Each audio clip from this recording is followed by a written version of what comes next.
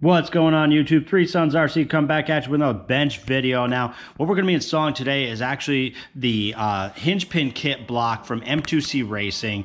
So props to Mitch Looper supporting Arrma out here and the basher community with these great bulletproof parts. And I just want to kind of go through a full install and why you would get a hinge pin kit for any of the 6S trucks. He does have them for the 8S trucks, but we're talking about 6S today. Now, this is what it looks like on the rear end, fully put together, right? And this is with the HR bulkhead there. But here's the piece, the part number on Mitch's website. This is for a front.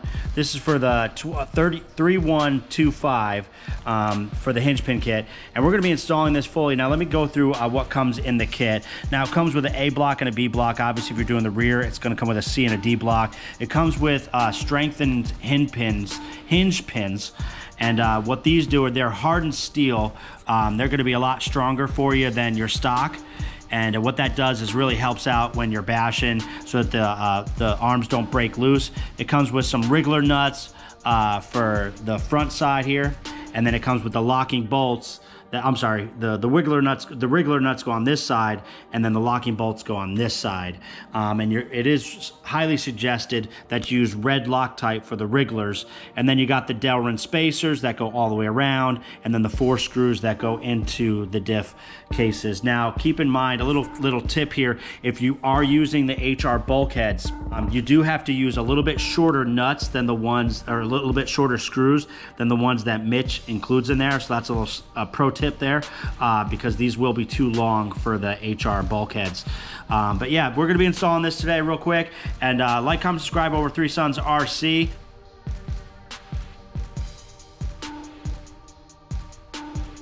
It actually acts like a skeletal system, and it takes the shock and shoots it around the bulkhead and protects the bulkhead from being broken. So basically, if you hit hard on the corner here, the shock will come in here and rotate around the actual bulkhead and then protect it and not break it. So that's going to be a much more difficult install, which will be a bulkhead if you broke that.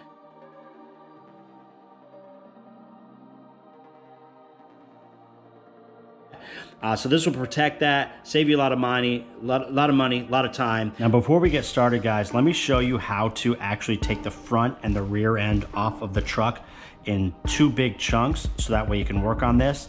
We're gonna actually do it on a separate install.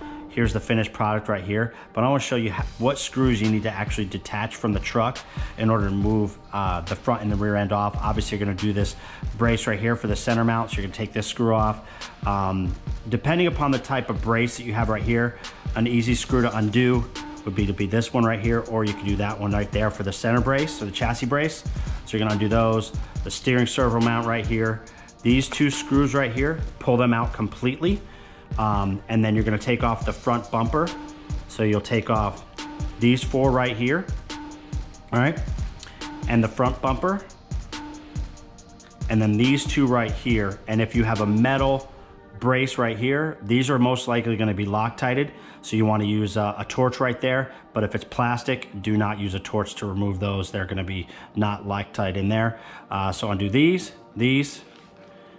front bumper, these 2 right here, and the chassis brace and the servo mount. Then this whole front end will come right off. For the rear, you're gonna go ahead and remove these bolts right here to get free from the chassis brace. You might have to take these mounts off right here, these body post mounts. Take those off, all right? Then same thing like in the front of the truck, these 4 right here, remove those. And then this whole rear piece should pretty much come right off.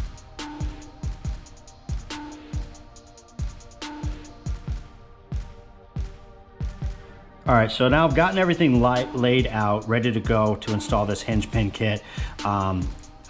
This is the back side of the truck, and this is the inner part of the truck. And I have these lined up correctly with the smaller threads going to the inside and the longer threads going to the outside. Got the locking bolts going to the outside, and the wriggler nuts going towards the inside of the truck.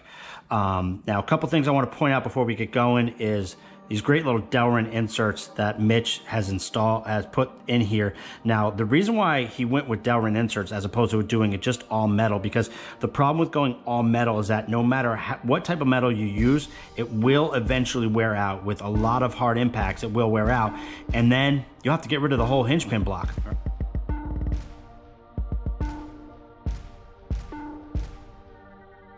All right, and that basically these are super tough, almost as strong as metal.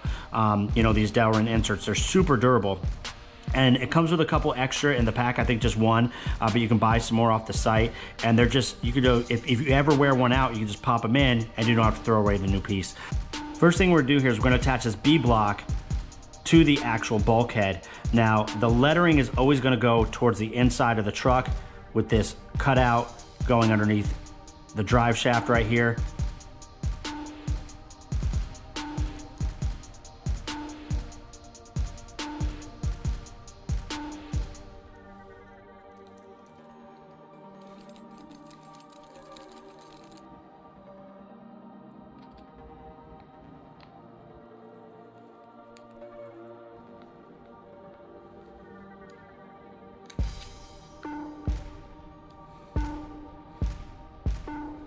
Now we're going to put on the wriggler nuts. We're going to use red Loctite.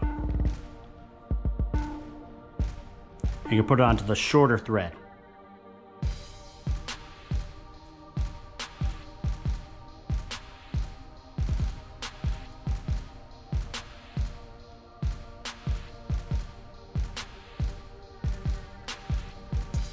Should be nice and flush.